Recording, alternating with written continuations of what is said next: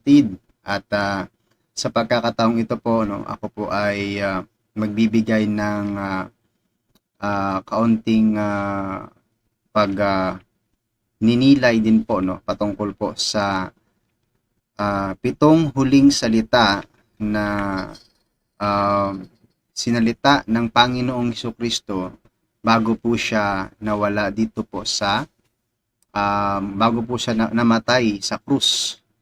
Ayan, the 7 last words of our Lord Jesus Christ. And I would like to inform everyone na ang i-share ko po ay galing po sa aking mentor. Siya po mismo ang nagsulat nito, yung the 7 last word ni Brother Dwayne Cartojano. So, pagpasensyahan nyo na po na hindi ko po maipakita po ng presentation dahil po biglaan po ito, but then I will do all my best to express or to show lahat po ng mga insights po dito.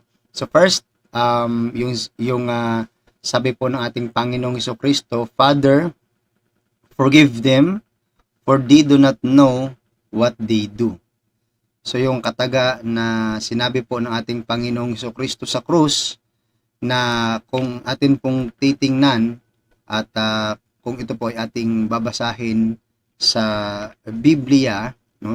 Klarong-klaro naman po ito na mababasa po natin sa Lucas 23:34. Yan po. Ganito po yung mababasa natin. Sinabi ni Jesus, Ama, patawarin mo sila sapagkat hindi nila nalalaman ang kanilang ginagawa. Itong unang-unang salita na binitawan ng Panginoong Hesukristo sa krus. At sa salitang ito, mga kapatid, God heard the prayer filled with forgiveness and humility. And we know that every day, many of us pray to God for our own well-being, for the well-being of our loved ones, for the well-being of those close to us or close friends. And a simple question, ito po yung katanungan dyan. Have we included in our daily prayers the well-being of those who wrong us, hurt our feelings, those who have insulted us, those who owe us and haven't paid us? Nagawa na po ba natin, mga kapatid, na ipagpanalangin ang ikabubuti ng mga taong nakagawa sa atin ng pagkakasala, ng pagkakamali, nakasakit ng ating damdamin, ininsulto tayo, at yung mga nakautang sa atin na hindi nakapagbayad? Did we pray for their good, no? Para sa kanila pong ikabubuti? Kasi ito po yung kataga na nasabi ng Panginoong Hesukristo habang siya po ay nasa cross. Habang siya po ay nakapako sa krus, sabi ng Panginoon, Father, forgive them, for they do not know what they do. Ama, patawarin mo sila sapagkat hindi nila alam ang kanilang ginagawa. A prayer filled with forgiveness shows our obedience to God's command. No? Kapag yung prayer na punong-puno ng pagpapakita talaga ng pagpapatawad, ito ay nagpapakita talaga, mga kapatid, na tayo po ay tumutupad sa utos ng Diyos. Ano po yung utos ng Diyos sa atin? Love your enemy. It's very hard to do this, but this is the commandments of God to us. Many of us suffer for sabihin natin na may mga sakit sa puso. But the question, saan po ba yan nanggaling? Hatred, unforgiveness. No? Kaya if we forgive, somehow our sicknesses, yung ating pong mga sakit ay gumagaling din. No? It's some things that not easy to do. Tama. Hindi talaga siya madaling gawin, yung pagpapatawad. But Jesus inspired us when He said these words. Paano tayo na-inspire ng ating Panginoong Hesus? He was hanging on the cross, no? Sabi ko nga, siya ay nakadipa ng kanyang dalawang kamay sa krus. Napako pa nga yung mga kamay niya. Feeling the pain in His hands, na nararamdaman niya pa yung sakit ng pagkakapako sa kanyang mga kamay, His feet, sa pagkakapako sa kanyang mga paa, His head, nilagyan po ng koronang maraming tinik, and other parts of His body because of His wounds, and yung mga parte ng kanyang katawan na hinagupit, punong-puno ng sugat at duguan. Pero ang salita ng Panginoon sa krus ay hindi po paghihiganti, rather forgiveness. Sabi niya po, ulitin po natin, Father, forgive them, for they do not know what they do. Ama, patawarin mo sila sapagkat hindi nila alam ang kanilang ginagawa.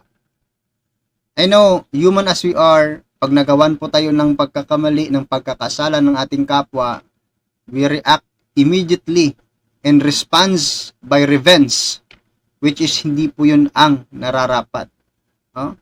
This word of Jesus teach us some reminders in our daily lives.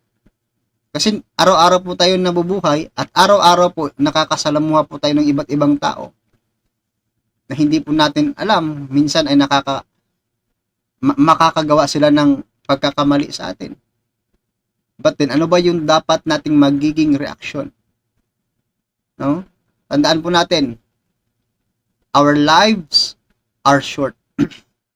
Maiksi lang po ang buhay, mga kapatid. Kahit sabihin natin na mabuhay tayo ng 100 years, maiksi pa rin po yun, mga kapatid. It's not easy to forgive those who have wronged us. Hindi talaga madali na magpatawad sa mga nagkamali o nagkasala sa atin. But we need to forgive. Pero kinakailangan na magpatawad po tayo because we also need forgiveness. Dahil tayo rin ay nangangailangan po ng pagpapatawad o ng kapatawaran. Because we are all sinners. In Romans 3:23, we are all sinners, mga kapatid. That's why, kinakailangan din po natin na magpatawad sa iba dahil tayo din po ay nangangailangan ng kapatawaran. We also have wounds in our hearts, no? But forgiveness can heal. Yun nga sabi natin kanina, yung mga sakit sa puso, yung iba pang mga sakit dyan, somehow it could be healed if we forgive. Because forgiveness can heal, no? Lighten or mend our heart wounds. Makakapagbigay talaga ng gaan sa ating sugatang puso. Okay? A simple question for those struggling to forgive. Ito yung tanong sa mga nahihirapan sa pagpapatawad ng kasalanan. Are we sure that we will still be alive in the next few days? Yung mga hindi marunong magpatawad ng mga nagkasala sa kanila, sigurado ba tayo, mga kapatid, na mabubuhay pa tayo bukas? Bakit po yung ganyan yung tanong? We shouldn't forget that many of us ask for God's forgiveness before we sleep because we might not wake up anymore. Alalahanin po natin na bago po tayo matulog, humihingi po tayo ng kapatawaran sa ating mga pagkakamali, pagkakasala dahil hindi po natin alam kung bukas po ay makakagising pa tayo. What's the point? Alam po natin na ang buhay po ng tao ay hindi po siya permanente, no, sa mundong ito. Temporaryo lang po ang buhay natin sa mundong ito. If we don't forgive those people that make sins us against us, okay, that wrong us, gumawa ng kasalanan sa atin, pagkakamali sa atin, so paano yan? Dahil sinasabi mismo ng ating Panginoong Jesucristo sa Matthew chapter 6 verse 14 na kung hindi tayo magpatawad, hindi rin tayo mapapatawad. Kailangan nating matuto, mga kapatid, na na magpatawad dahil we also needs forgiveness. Strive to be humble. Ayan. Yung una po kanina, alalahanin natin that life are short. Second, strive to be humble. Bakit kailangan po natin mag-strive to be humble? The words, Father, forgive them, reminds us that this does not only refer to those who have hurt our feelings, insulted us, or wrong us. Hindi lang ito yung sinasabi ng Panginoong Hesus na Father, forgive them, ay referado lang po mga kapatid sa mga nakasakit ng damdamin, nakapag-insulto, nakagawa ng pagkakamali. But it also refers to us who have also sinned many times against God. Ito ay referado rin po sa atin, yung pagkakasabi o pagkakasalita ng Panginoong Jesucristo, Father, forgive them. No? Forgive them. Forgive them. Karugtong niyan, for they do not know what they're doing. We think we're smart. We think we're good. Yun talaga yung common at usual na po na mindset po natin. Alam ko na yan. Mabuti naman akong tao. We think we don't need anyone else help. Hindi kita kailangan, hindi ko kailangan yung tulong mo. Yun po yung common na palagi po nating nagiging reaction. Our pride, remember this, our pride separates us and prevents us from forgiving those who have wronged us. Kapag ibabaw po natin mga kapatid ang ating pride, sigurado po yan, mahihirapan talaga tayo sa pagpapatawad sa mga tao na nagkasala po sa atin. Kung ang pride ang mangibabaw sa atin, than become a humble or than to have this humility, sigurado po, mahihirapan tayo sa pagpapatawad sa mga nagkasala sa atin. Unlike sa ginawa po ng Panginoong Hesus, kahit na siya po ay pinako sa krus, kahit siya po ay ginawa ng pagkakamali o pagkakasala, Christ strive to be humble by saying, Father, forgive them, for they do not know what they are doing. Third, it reminds us not to be selfish. Ito ay nagpapaalala sa atin na hindi po dapat tayo maging makasarili. When Jesus said the words, Father, forgive them, we are sure that it came from His heart. Nung sinabi po, sinalita ng Panginoong Jesucristo ang katagang, Ama, patawarin mo sila, ito ay galing sa kanyang puso. With great love. And He remembers all the people who need forgiveness. At ito, napakaganda dahil inaalala talaga ng Panginoong Jesucristo ang lahat ng nangangailangan ng kapatawaran. The words forgive, Father forgive them, do not only remind us to forgive those who have wronged us, but to remind us that each of us in this world deserves to be remembered. Ayan, especially our poor brothers and sisters, especially the orphans, yung mga iniwan ng kanilang mga magulang, those who are victims of calamities. Marami nang dumaan na mga kalamidad po dito sa Pilipinas. At yun, itong kataga na Father forgive them also remind us to remember those who are in needs. Kaya tinuturuan din tayo dito sa salita ng Panginoong Jesucristo na dapat wag tayong maging makasarili. Those who are victims of abuse. Madami pong mga abuses na nangyayari po sa panahon natin ngayon. Those who have lost trust in hope in our Lord. Those who care or those who are in prison. God invites us every day to live and pray for the well-being of other people. Remember the song, Walang sinuman ang nabubuhay para sa sarili lamang. Tama po yun mga kapatid. Because we live here on earth not to become a selfish one, but to help one another. Yun po yung purpose natin why we are here in this earth. Okay? Yun po ang pinaka-purpose natin. Bakit po nandito po tayo? Including those who have wronged us and not just our own well-being. See?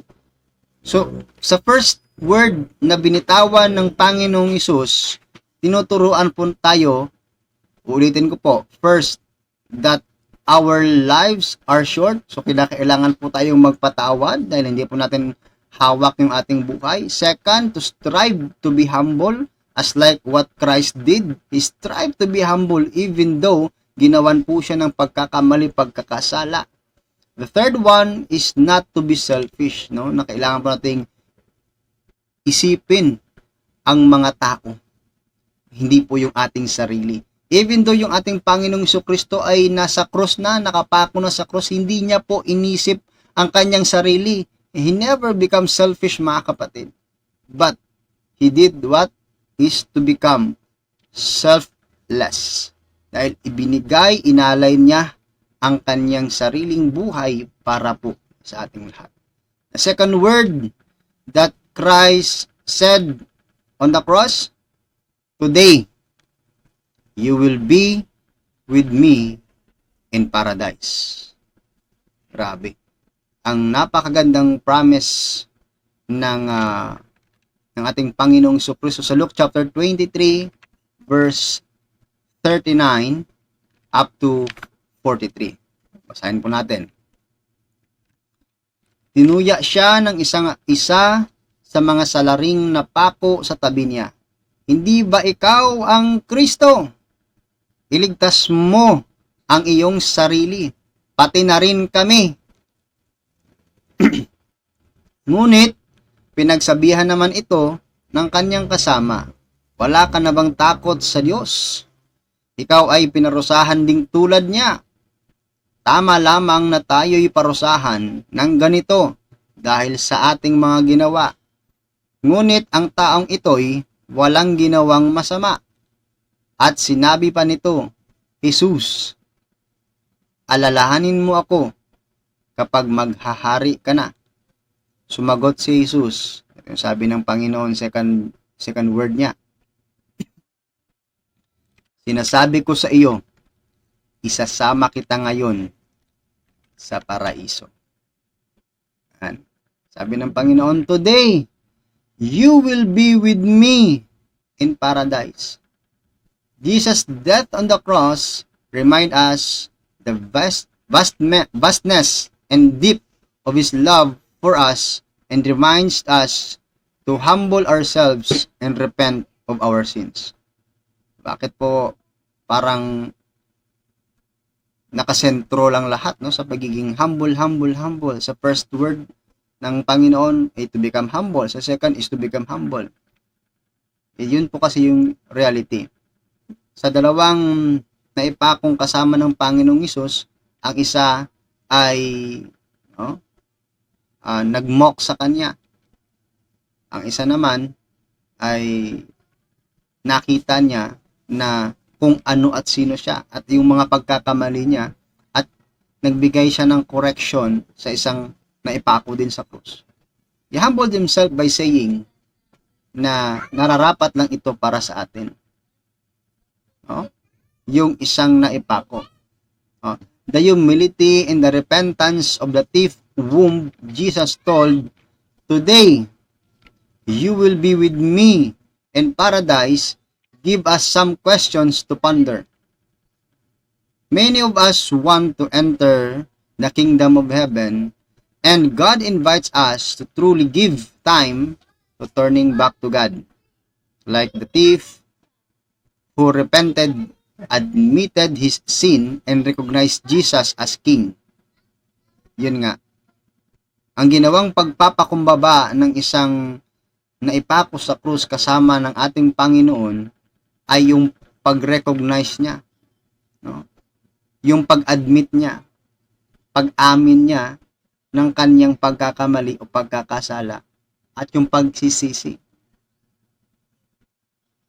No? Question. Are you ready today to recognize and admit your own sins by asking for forgiveness from God or through the sacrament of confession? Are you really ready today to recognize and admit your own sins by asking for forgiveness from God or through the sacrament of confession? Yun po yung tanong sa atin dyan. Nakahanda na po ba tayo sa araw na ito na i-recognize, aminin natin yung lahat ng ating pagkakasala, humingi ng kapatawaran sa Diyos, o di kaya sa pamamagitan ng sakramento ng pagkumpisal ng ating kasalanan sa mga kaparian? The thief said our punishment is just for us because we accept the appropriate reward for what we have done. Many times, we have stolen. Ano po yun? We stole the time that should have been for God. That we should be thankful to Him, pray to Him, and worship Him. We preferred material things. Ayan, no? Paano po ito nangyayari?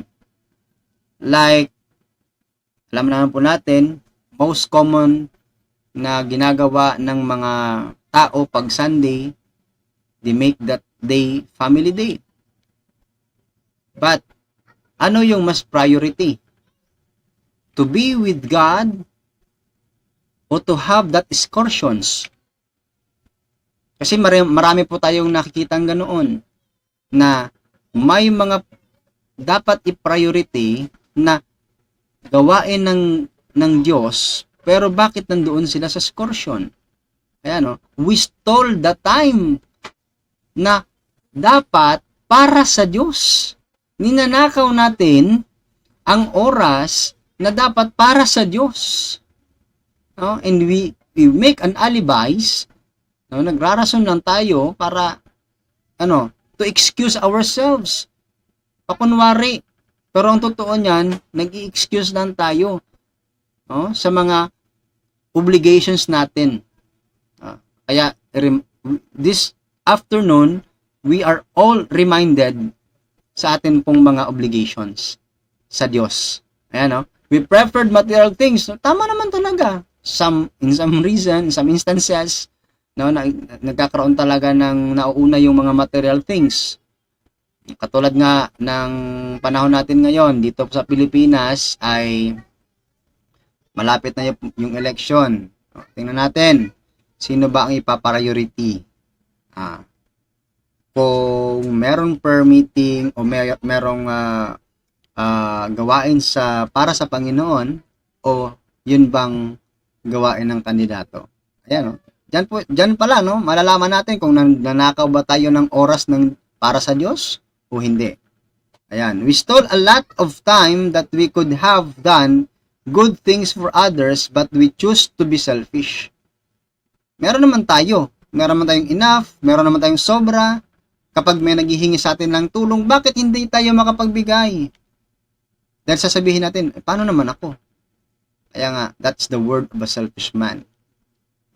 Meron akong isang kakilala na isang tao, I will not name him, okay, na kahit walang-wala na siya, kapag merong nangangailangan, siya ay walang-wala rin. Pero kapag may nangangailangan, ibinibigay talaga niya. This is what Christ did to the man who asked na isama siya, no? Na isama siya sa paghahari ng Diyos. Ginawa talaga ng Panginoong Hesus kahit na during that time, nakapako siya sa krus, malapit ng malagutan ng hininga. But then, ibinigay pa niya ang hinihingi ng kasama niyang nakapako rin sa krus? Are we really ready to do the same thing that Christ did, no? Na magbigay ng kahit anumang meron sa atin. That is selfless love. Ayan, no? Like the thief who humbled himself, do we also remember that our suffering in our daily lives points us only one direction, the direction toward Jesus? Grabe, no? Nung nakapako na sa krus, kasama ng ating Panginoong Hesus, yung according po sa church tradition, siya po ay si Demas, no? Nung naipako na po sa krus, yung kasama ng Panginoong Hesukristo, na-realize niya na yung mga paghihirap, yung mga nangyayari sa kanya, deserve na yun. Because, sabi niya, well, ito ay nakagawa talaga tayo ng pagkakamali. Deserve natin ito. Admitting, become humbled, na inadmit niya yung kanyang pagkakamali, at binigyan niya tayo ng right direction. From all our sufferings right now, sa mga paghihirap natin ngayon, sa mga kapaghatian natin ngayon, sa mga sakit na meron tayo ngayon, ubo man yan, sipon man yan, cancer man yan, or whatever it is, binigyan tayo ng direction toward Jesus. Lumapit lang tayo kay Jesus. Dahil Jesus could help us. At hindi po siya, no, magdadalawang isip na tutulong sa nangangailangan sa kanya. Tulad po ng nang nakapako sa krus, tinulungan talaga ng Panginoong Hesus. Now, if the hardship felt by the thief led him in the right direction, ito yung dapat natin sanang pagnilayan po, mga kapatid. Yung mga kapighatian, yung mga hirap na nangyayari sa atin, dapat sana makita natin ito to become a direction to Jesus. Hindi po na mapalayo tayo sa Diyos. Kasi mayroon tayong mga nababalitaan din na nagkakaroon po sila ng gawain na pagkikitil ng buhay. So, because of the hardship they felt. But, very different po ito sa hardship na nakita, naramdaman, na-experience ng nakakita mismo sa ating Panginoong Hesus. Dalawa sila. At dalawa din yung characteristic na ipinakita. Yung isa nag-mock kay Jesus. At yung isa naman nakarealize that this hardship could lead us to Jesus. Na dapat, papunta tayo kay Jesus. Dahil siya ang nagsabi in John chapter 14 verse 6, I am the way, the truth, and the life. Siya yung daan papunta sa kaligtasan. Hopefully, our feelings sad, the sadness and the failure, no? Sadness, of course, marami po sa atin nawawala ng mga mahal sa buhay.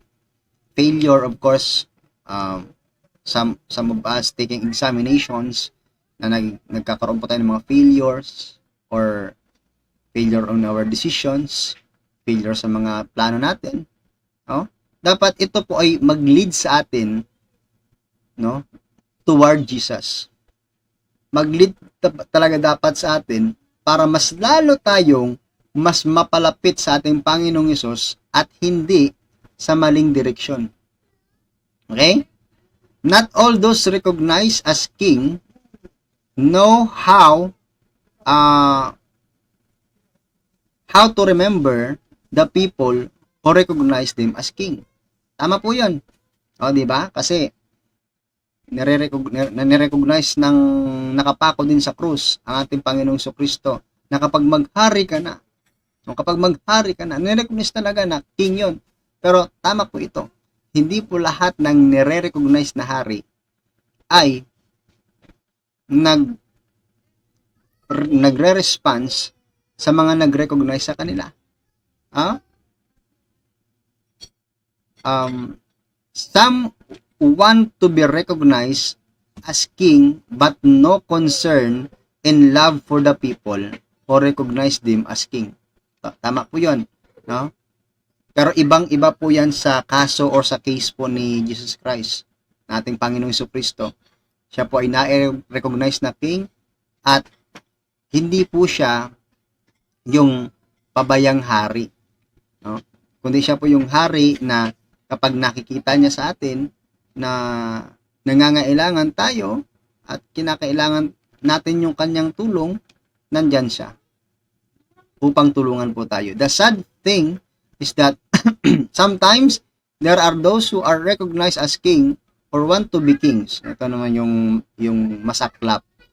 May mga cases minsan na merong gustong magpakahari-harian. Ha? Na i-recognize sila na hari, hindi po yung hari literally, but to become yung mataas kaysa sa iba. Higher than others. Okay? They steal the opportunity for people to be closer to God. Ayan, no?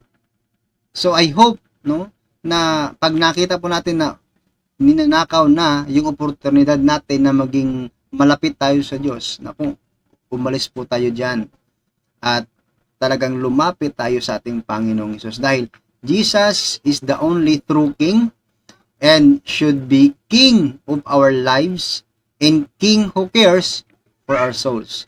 Yun lang dapat. Kaya nga sa pagpakita po ng Panginoong Jesucristo kay Saint Faustina, ang nailagay po dyan sa may bandang paanan, Jesus, I trust in you. Kasi siya lang yung nag-iisang hari na dapat na pagkatiwalaan. The only king, true king, totoong king talaga yan sa ating buhay that cares for our souls. Paano po na cares for our souls? Yun po yung ginawa niya kasi mga kapatid sa isang nakapako din sa krus. Number 3, sabi po ng Panginoon, woman, behold your son. Son, behold your mother. Ayan. Yan po yung mababasa po natin sa John 19:25, 27. Ganito po yan mga kapatid. Nakatayo sa tabi ng krus ni Jesus ang kanyang ina at ang kapatid nitong babae, si Maria na asawa ni Cleopas at si Maria Magdalena. Nang makita ni Jesus ang kanyang ina at minamahal niyang alagad na nasa tabi nito, sinabi niya, Ginang, narito ang iyong anak. At sinabi niya sa alagad, narito ang iyong ina. Mula noon, pinatira ng alagad na ito sa kanyang bahay ang ina ni Jesus.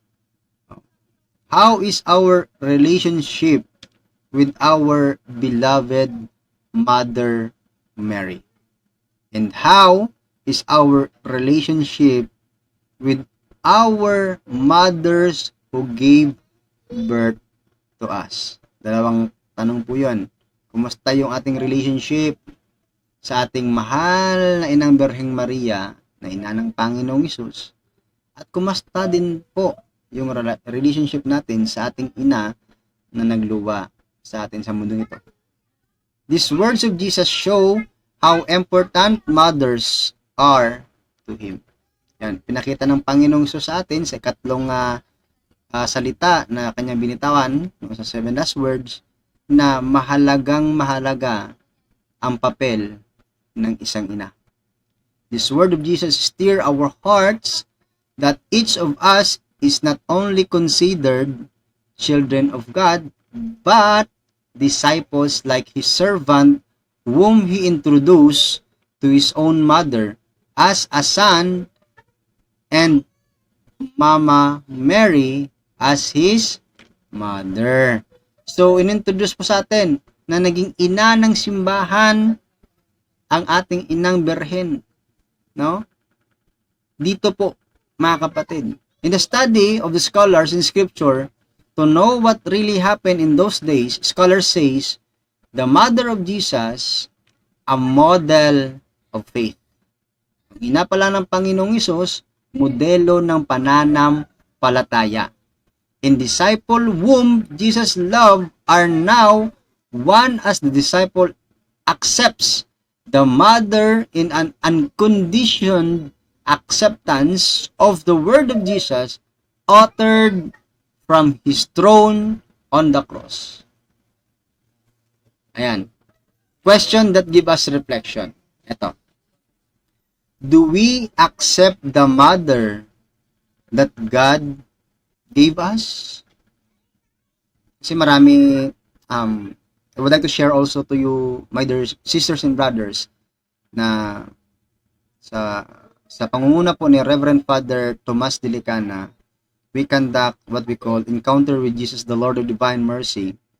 And yan po ay isang recollection, retreat, para po sa mga youth, for those who are in grade 10 and grade 11, grade 12, and we have the topic entitled My Relationship with My Parents. At napupunta po kami sa punto na ito yung tanong, do we accept the mother that God gave us? Kasi upon my experience po mga kapatid, sa pagdidiscuss po dito, may mga bata na they hate their mothers. Why? First, may mga abandoned children. Iniwan ng kanilang ina. Second, may mga hindi naman sila abandoned, pero hindi rin sila napakita sa kanilang mga anak because they choose to work in abroad para po ma-sustain at mabigyan ng magandang buhay kanilang anak dito sa Pilipinas. And then that the case na naging reason bakit they hate their mothers. Ito yung pinakatanong sa atin ngayon. In our personal reflection, do we really accept the mother that God gave us? Hindi po ba sumagi sa ating isip na sabihin na sana hindi na lang ikaw yung aking ina? Kasi I heard that and I very hurt to hear that na may nagsabing ganyan na they hate their mother. And it's very painful to hear that word, mga kapatid. Let us remember that we Catholics love Mama Mary because we love Jesus.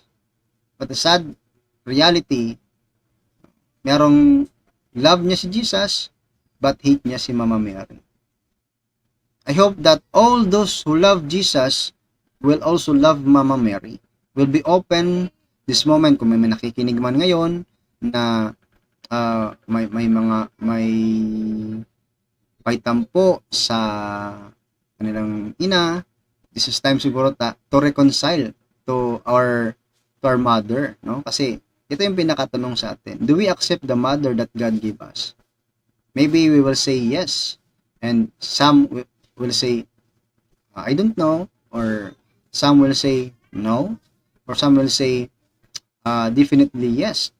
Depende naman po yan sa ating mga experiences. But kahit anong gawin natin mga kapatid, bali-balik na rin man yung pagkakataon, yung sitwasyon, sila pa rin ang binigay sa atin na maging ina at nagluwa sa atin.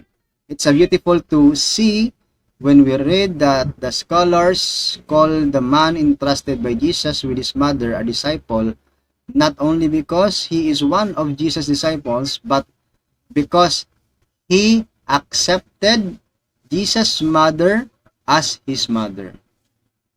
Ayan. So, grabe yung honor na ginawa dito sa kay Saint John, na yung pagtanggap niya po kay Mama Mary, no? At ito rin po yung application sa atin sa simbahan, that we also accepted Mary as the mother of our Lord Jesus Christ, the mother of God, and also the mother of the church. If we love, respect, and accept our mothers, we are not only called good children, but are also called disciples of Jesus. So mga may tampo, may hatred, or may galit sa ina, yun po ay nagpapakita that we are not really disciple of Jesus, because the true and real disciple of Jesus accepted his own mother. Yan. There are children who wish they had a different mother. Tama yun, yung sabi ko kanina. And they say this because of the times they were scolded. They didn't get what they wanted. Yan. Naalala ko tuloy. Nakaraang linggo lang na yung pinaka-last topic namin, pinaka-last na encounter with Jesus the Lord, the Divine Mercy namin, yung recollection. Meron talagang umamin po mga kapatid na may tampo siya sa kanyang magulang dahil hindi naibigay ang kanyang gusto, no? They get anger with their mothers.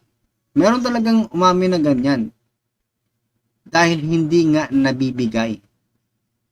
And then, but then at the end, mga kapatid, they realizes na hindi naman pala dapat lahat ng hihingin ay dapat maibigay instantly. At hindi naman lahat ng hinihingi ay dapat ibigay talaga. Katulad po ng mga prayers po natin, no? May prayers po tayo na gustong-gusto talaga natin. But God answer us in a different way. Yes, that is very for you. No, makakasama yan sa'yo. In wait, because according to Jeremiah chapter 29 verse 11, may mas mabuting plano ang Diyos sa ating mabuting plano. Yun po. Ayan. So, eto. We should not forget that the mother who give birth to us were also given the voice of God in our hearts that says, "Here is your mother." A voice that remind us that we cannot replace our or have no equal to our mothers given by God to us. So, hindi po yan pwedeng mapalitan nung kahit na sino man yung binigay talaga ng Diyos sa atin na ating mga ina. Our mothers are a great treasure given to us by God. Kasi, if we back to the reflection, paano kung naging iba? Paano kung pinagbigyan tayo? Question, papalapit pa ba tayo sa Diyos? Or maybe, baka malayo na tayo ngayon sa Diyos. God give us what we have because God want us to be with Him. Okay? Our mothers in our hearts. Yan. Tanong, are our mothers really in our hearts? Nasa puso po ba natin yung ating mga ina? Kasi according to the scholars, the disciple leads the mother into his own home. There is a beautiful song by Christy Knuckles titled, "My Heart, Your Home." And it reminds us, children, that because our mothers are a great treasure, it is only right that we keep them in our hearts.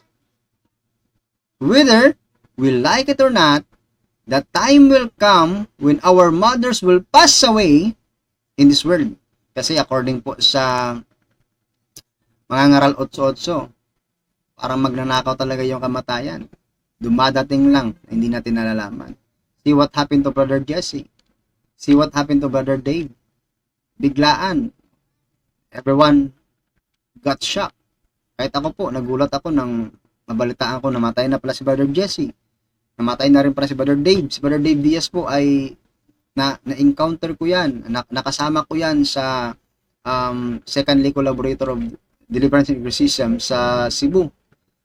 Nagulat talaga ako na gano'n na yung nangyari.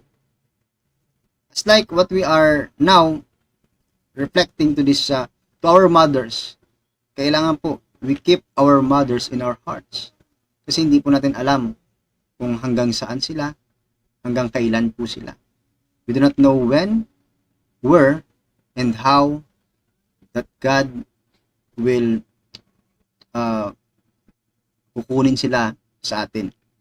Every child who is allowed to live in their hearts, their mothers, will never lose respect and love for their mothers.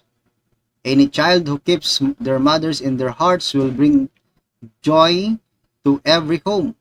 Jesus also reminds us that we should not only welcome Mama Mary into each of our homes as our mothers, but also keep her in our hearts. No, hindi lang dapat dalhin natin si Mama Mary sa ating mga bahay. Pero dapat ilagay din po natin siya sa ating puso. Ha? The true children of God and the true disciple of Jesus show their love by keeping their mothers in each of their hearts. God looks our hearts always, no? Talaga. Tinitingnan talaga ng Diyos yung nasa puso natin. Yan din po yung mababasa natin sa unang Samuel 16:7, ng Diyos ay nakatingin palagi sa puso, hindi po sa outward appearance ng kahit na sino man. Okay? It is more important for God to be in our hearts that what is truly inside in it for our mothers, that the words that we often say like I love you mom, I love you mama, or I love you mommy. Yun nga, naalala ko tuloy sa talk ng my relationship with my parents. Alalahanin, sa pinaka-last point po doon, alalahanin natin ng ating mga parents ay tumatanda rin. No? Wag nating hayaan na dumating ang araw na sasabihin natin, Ma, I love you. But nasa kabaong na. Paano pa niya maririnig yung I love you kung wala na po siya? So, kung meron pa tayong ina sa pagkakataong ito, so, kailangan talaga iparinig natin, iparamdam po natin sa kanila yung pagmamahal na meron po tayo.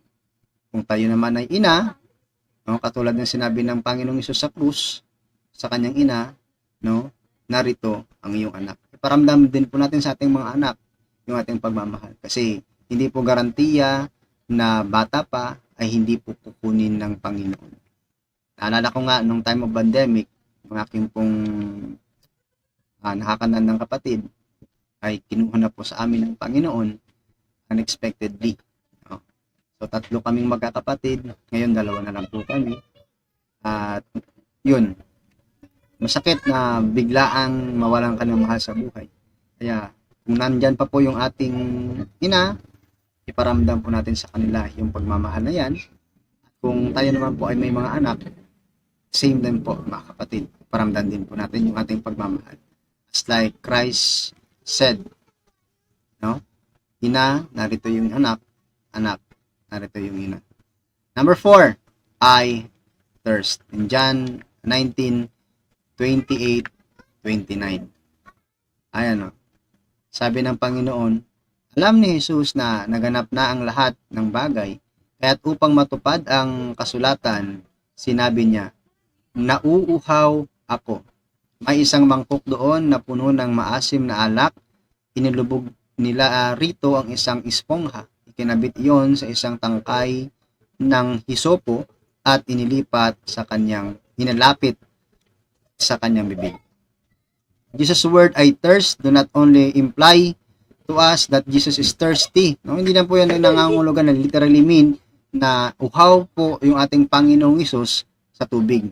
But it knocks on our hearts that every day there are voices of the poor that we can hear saying that they thirst for love and care. Lalaanin po natin, no? Na marami po ang nakukulang po talaga, no? Nauuhaw sa pagmamahal, sa pagkakalinga, no? And the word and voice of Jesus saying, I thirst, did not end with His death on the cross, but we continue to hear it in every place. Paano po yon? We continue to hear this voice in the elderly and the children on the street who thirst not only for water and help, but also for a little attention and care.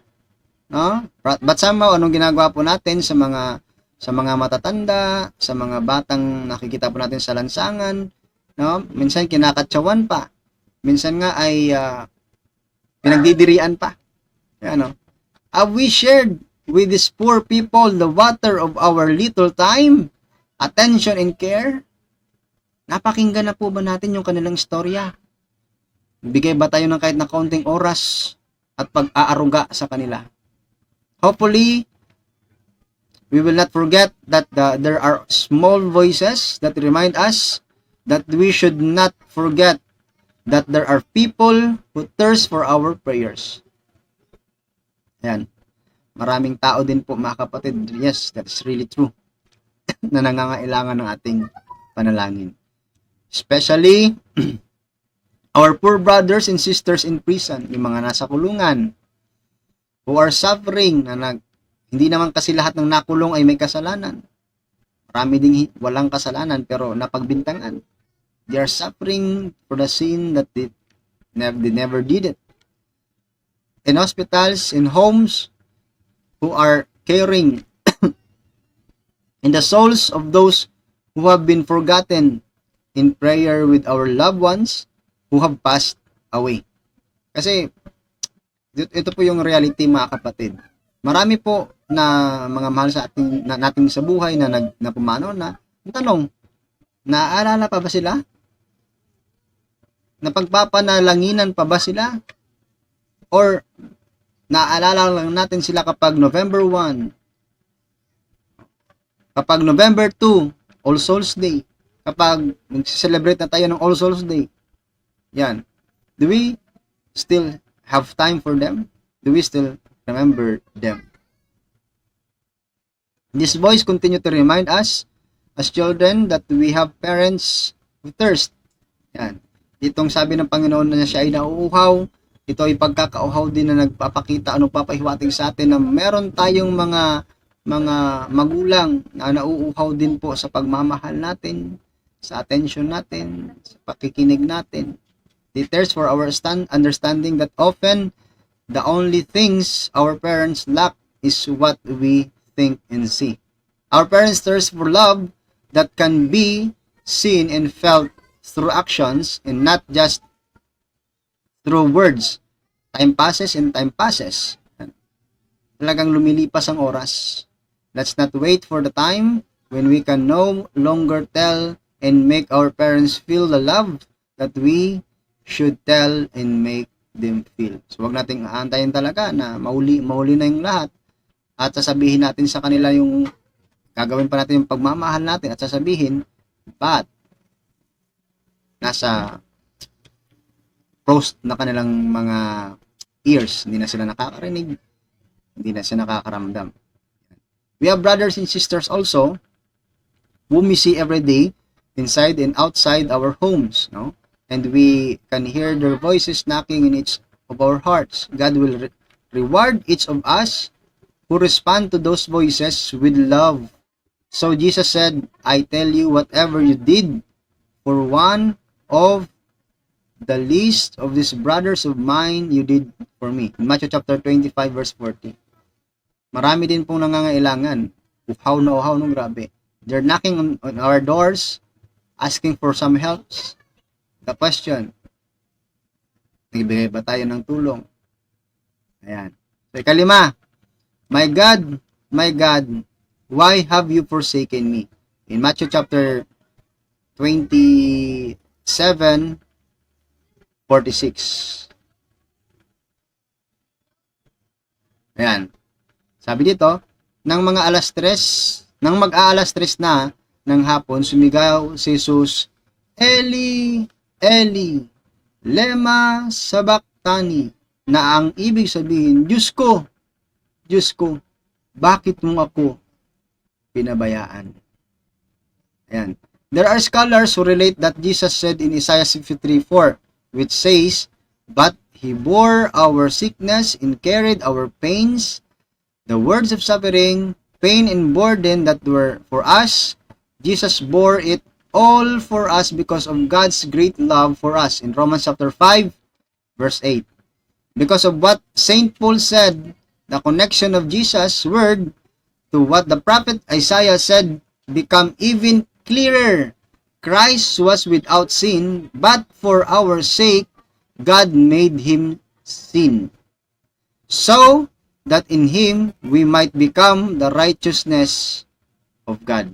2 Corinthians 5, verse 21. These words of Jesus do not only remind us of God's immeasurable love for all of us, but it also inspires us, our daily lives, that in the midst of sufferings, sorrows, and pains, God never leaves us. Ayan, no? Yung my God, why have you forsaken me? So, kapag literal yung pagkakaunawa, ang Diyos pala nagpapabaya.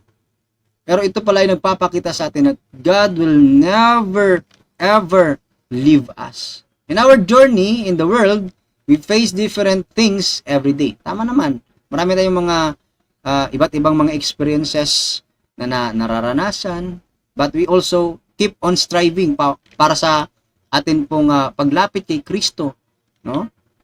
Jesus, while hanging on the cross, felt the thirst, felt the pain of the wound, and felt the heaviness and fatigue. We also have crosses that we carry every day.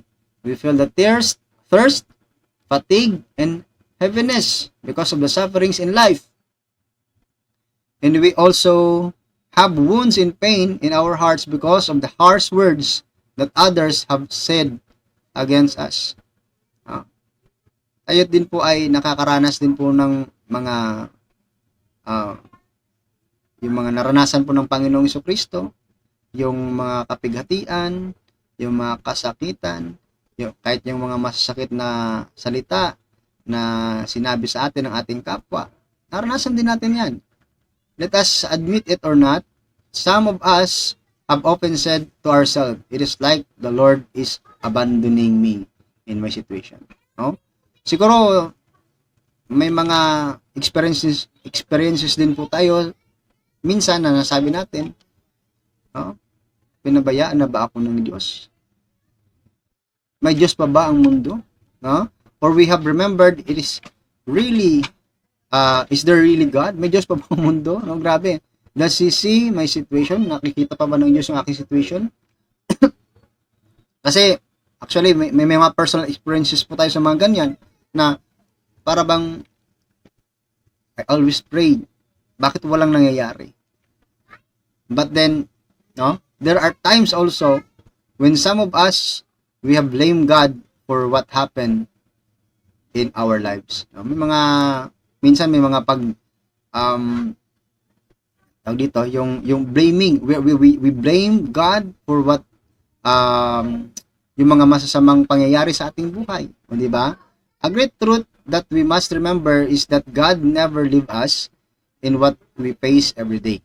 Yung katotohanan talaga, ang Diyos ay hindi nagpapabaya kahit kailanman. Kasi sinasabi din mismo sa sulat ni San Pablo na ang Diyos ay nagbibigay ng pagsubok. Pero ang pagsubok na ito, siya din nagbibigay sa atin ng lakas para ma-overcome natin ito. See?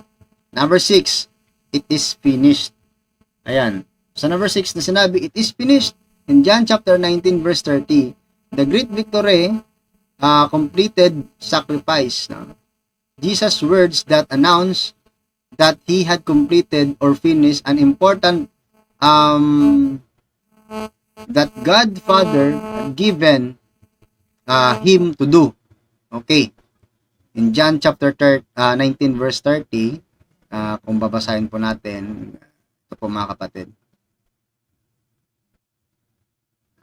May tumawag. Okay. Pagkatanggap ni Jesus ng alak, sinabi niya, naganap na, it is finished. Niyuko niya ang kanyang ulo at nalagot ang kanyang hininga. Now, Jesus also felt a lot of pain and burden before He finished a great mission that God the Father had given Him. A person feels great joy when he completes or finishes something important that once achieved in his life. It is immeasurable joy that a poor person feels when he passes the bar exam because he is finally a lawyer. But before he felt the immeasurable joy, he meant through various sacrifices, sacrifice of many things, to give a lot of time to his review and many days of his confusion and struggle. Hindi lang po sa pagiging lawyer, even though po sa pagiging teacher, no?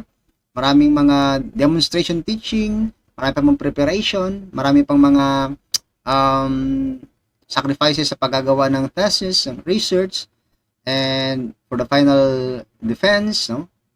And then until na makapasa sa board examination, yun po, the greatness na makumpleto, ma-accomplish yung isang bagay. Wow!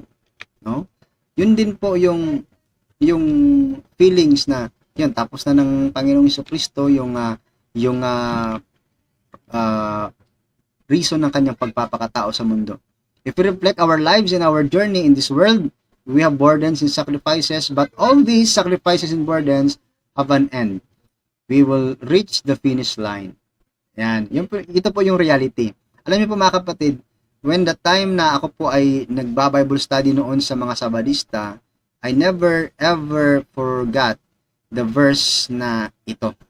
No? Na kahit na alam natin marami tayong sufferings, marami tayong mga kapigatian na dinadana sa mundong ito, but then darating ang araw na ganito po sa Pahayag 21:4, at papahiran niya ang bawat luha sa kanilang mga mata. Wala nang kamatayan, dalamhati, pagtangis at paghihirap sapagkat lumipas na ang dating mga bagay. So, tapos na, lumipas na yung mga sufferings, yung mga pains, mga kapatid, wala na yon. Okay? So lahat ay fulfilled na, no? Kasi yun na, nakatanggap na tayo ng price na inoffer o talagang pinagkatiwala ng Diyos sa atin. Yan. While Jesus was hanging on the cross, feeling the pain in his wounds, and thirsting and burdened, his attention was focused on his Father. No, habang siya ay naghihirap, nararamdaman niya yung sakit, yung uhaw, yung mga sakit ng pagkakahagupit sa kanya. Ano yung ginawa ng Panginoong Hesus?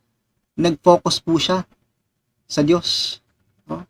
Ifinocus niya po ang lahat sa Diyos. And Jesus was mindful of His mission.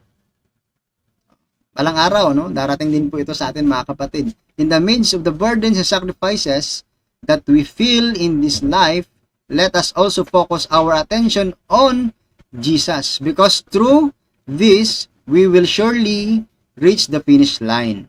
Ayan. So last, yung sinasabi po na, Father, into your hands I commit my spirit. Babasahin po natin yung Lucas 23, 44, 46. Ganito po mga kapatid yung last word na sinabi o sinalita po ng ating Panginoong Hesus.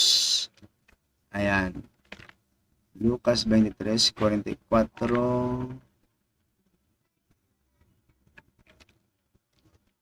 Ayan. Ito po mga kapatid, basahin natin.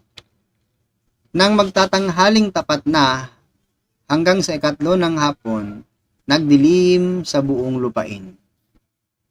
Nawala ng liwanag ang araw, at ang tabing ng templo'y napunit sa gitna. Sumigaw ng malakas si Jesus, Ama, sa mga kamay mo'y ipinagkakatiwala ko ang aking espiritu. At pagkasabi nito, nalagot ang kanyang hininga. Each of us in this world has a mission for God as we live. God has given us gifts to use these gifts for His glory. Isaiah 43 verse 7, we are created by God to give Him glory. Ayan, no? Yung gifts na binigay po sa atin mga kapatid, kailangan gamitin natin para mabigyan natin ng glory ang Diyos. Let us remember that we live every day not because some of us have financial means, because some of us are resourceful in life, because some of us are present in seeking money, and because some of us are very wise. We live because God loves us and He has given us the grace of life and a time in this world to do the things that He pleases. Just as Jesus sent by the Father in this world, born through Mama Mary, live with people, eat, sleep, prayed, and give everything to serve people because that's what the Father wanted and pleased. So lahat po tayo dito mga kapatid, may mga purposes po tayo and we are try to move and try to discover what really our purposes here, no? Iba sa atin, alam na natin. So, but then, kung titingnan po natin yung Biblia, ang purposes po natin, ang pinaka-purpose natin, ulitin ko po, yung nabanggit ko, Isaiah 43:7, to give God glory. No? Kaya nga, ginagawa po natin dapat para sa ikalululhati ng Diyos. No? Our waking up, every day is a great blessing because we are given another opportunity to do what we should do for God that day. So, yung araw-araw na pamumuhay po natin mga kapatid, i-bless po tayo ng Diyos, dapat gawin po natin yan sa pagbigay ng o sa paggawa ng kabutihan. Therefore, every day we should examine ourselves. Then, Monday comes, what did we do on Sunday? Did we give our many hours for God? When Tuesday comes, did I do the things that God pleases on Monday? And the same thing. Kailangan po natin mag-reflect. Ano po yung nagawa natin kahapon? Nakapagbigay ba tayo ng kaluwalhatian sa Diyos? Naging kalugod-lugod ba sa Diyos yung ating mga ginawa kahapon? Every day and every hour of our lives is a great blessing that many of us have not realized, because the only blessings we see that we get money. Ito yung pinaka reality dito mga kapatid. Natatabunan tayo or nabablock po tayo dahil po sa pera, material na bagay, oportunidad to bring well-being to our daily lives. The hours that God has given us, that we can speak with our mouth, to speak words that can strengthen our others and lighten their sorrows, no? Dapat gamitin po natin yung natitira nating oras, yung talents po na binigay ng Diyos sa atin. Kung meron po tayong talents to give advices to those who are in needs, to those who are in sadness, so dapat gawin po natin yon mga kapatid, gamitin po natin. Huwag po nating itago yan. Kasi alam naman po natin, sabi ng Panginoong Jesucristo, yung hindi mapagkakatiwalaan ay kinukunan ng kahit na anong mang meron siya. Pero yung mapagkakatiwalaan po mga kapatid ay nagiging multiplied pa yung blessing na nasa kanya na. Okay? One of the great thing and the most important things that these borrowed lives of ours remind us that we use the gifts of God that's given for us to do good. We give our best, and in the end, we entrust our wholeness to the hands of the merciful God. Kaya nga sabi ng Panginoon, Father, into your hands I commit my spirit. Pinagkakatiwala ko na sa iyo, Ama, ang aking spirito. Kaya mga kapatid, no, sa hirap man ng ating mga dinaanan, experiences sa buhay, lagi po nating alalahanin. At the end of this, let us offer our everything, no, sa ating pong Panginoong Diyos. Katulad po na sinabi ng ating Panginoong Hesus, Father, into your hands I commit my spirit. I hope that nakadagdag po tayo mga kapatid, no, sa inyo pong pagninilay, lalo na po ay next week atin naman pong babalikan yung kamatayan, yung pagkapako at kamatayan ng Panginoong Jesucristo sa krus, in which maririnig po natin yung 7 last words, and hope that pag dumating po yan, ready na po tayo dahil nakapag-reflect na din po tayo sa 7 huling salita ng Panginoong Hesus. Again, maraming salamat dahil ito po ay naipagkaloob po sa atin na oportunidad na makapag-share po sa inyo, at salamat din po sa pag-invite sa atin dito. Sa Diyos po ang lahat ng papuri, kadakilaan, magpakailanman. Amen.